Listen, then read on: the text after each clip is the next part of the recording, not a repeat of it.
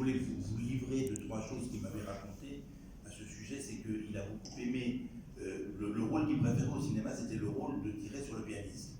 Pourquoi? Parce que il souffrait, il avait été traumatisé par le fait que quand il a démarré à chanter, on dit qu'il avait une tête impossible, un physique atroce, et qu'il était il se sentait malheureux de véhiculer ça comme une lèvre, cette espèce de physique épouvantable qui prenait chaque fois à la figure.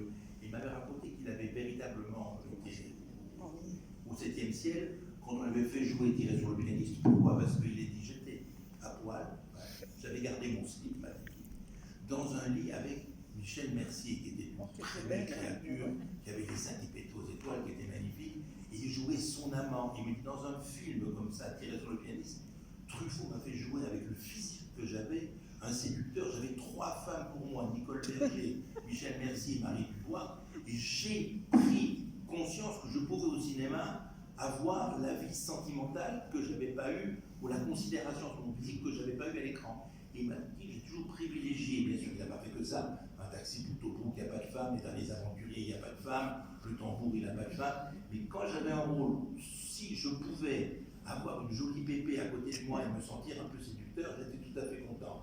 Et le rôle qu'il préférait, de toute sa filmographie, malheureusement c'est un film qui a disparu, qu'on ne peut pas voir, c'est Paris au mois d'août, parce que dans Paris au mois d'août, il joue le rôle d'un vendeur au rayon pêche à la Samaritaine. Formidable, très bien. Et alors il a une cover girl américaine, une cover anglaise, pardon, qui s'appelait Susan Hampshire, qui joue sa partenaire dans Paris au mois d'août, et il a l'aventure avec elle pendant que sa femme est partie en vacances avec les gosses. Et il avait fait rajouter, ma seule source, c'est bien sûr, que le dialogue lui fait dire, le gars leur fait dire à la fille, pardon, mais monsieur, qu'est-ce que fait la cover girl dans le rayon pêche à la Samaritaine? J'en sais rien, je ne me souviens pas si bien du film. Et monsieur, vous ressemblez à Charles Aznavour. Dans le film. Et dans le film, il dit, oh oui, oui, on me le dit. Et puis finalement, il sort, il a cette aventure, il était très content parce que c'est un film, il avait une aventure, il était passé pour un séducteur et il parvenait à lever et à vivre une petite romance avec cette cover girl anglaise. Il était très content, mais il n'a pas fait, il aurait pu faire une carrière magnifique, mais il pouvait tourner des films que quand, entre 2 tournées, que quand il n'avait pas beaucoup de temps. C'est pour ça qu'il y a beaucoup dans la carrière d'Aznavour, il y a beaucoup de ce qu'on appelle des caméos, des rôles en participation, ou des rôles de vedettes invitées, qui a quelques scènes. Mais si vous aimez vraiment Charles Aznavour, vous aimez bien évidemment les films, le livre, bien évidemment les disques, les CD et le livre de Jacques. Et sachez qu'il y a quelques films, Le Facteur s'en va en guerre, qui était inconnu au bataillon, et dans lequel Charles était facteur à Paris, puis par Tonquin, il a distribué le Tonquin, on l'avait déjà pas vu depuis très longtemps. Caroline Chéry, le remake avec Martine Carole, qui joue le petit postillon, qui, bulbule dans un tas de foin, France Anglade.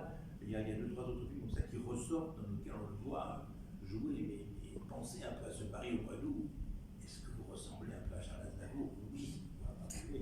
Et il y a une chose aussi qu'il faut préciser, c'est que des gens m'ont dit oui, mais Charles Aznavour, c'est quelqu'un de très dur, très froid.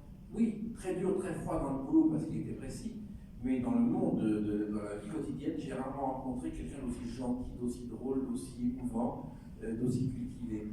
Et puis il y a quelqu'un qui a beaucoup compté pour lui, c'est Johnny. Ils étaient très amis, et Johnny régulièrement demandait des conseils à Charles. Ils se sont connus à leur début. Ils tournaient chacun un film dans un cimetière en 60, et Johnny, qui à l'époque débutait, n'avait pas beaucoup d'argent, a habité à Montfort-l'Amaury chez Charles Aznavour pendant 2 ans. Et il avait des chevaux, Charles, et c'est comme ça que Johnny a appris à faire du cheval et a tourné ensuite D'où viens-tu Johnny en Camargue. Et Charles m'a dit, Johnny, chaque fois qu'il a besoin d'un conseil, il vient me demander et il m'écoute. Une seule fois, il ne m'a pas écouté. Je lui avais dit de ne pas faire ce concert à Las Vegas, qui était une catastrophe pour lui. Il ne m'a pas écouté, ça a été la seule catastrophe de sa carrière. Car il était également visionnaire et donnait de bons conseils. C'était aussi un patriarche qu'il fallait écouter et qu'on écoutera encore. Est-ce que vous avez d'autres questions à Jacques sur d'autres questions? Charles?